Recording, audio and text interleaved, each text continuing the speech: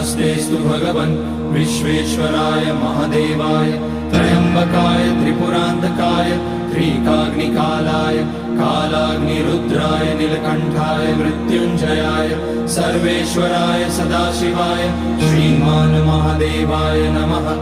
ॐ नमः शम्भवाय च मयोभवाय च नमः शङ्कराय च मयस्कराय च नमः शिवाय च शिवतराय च।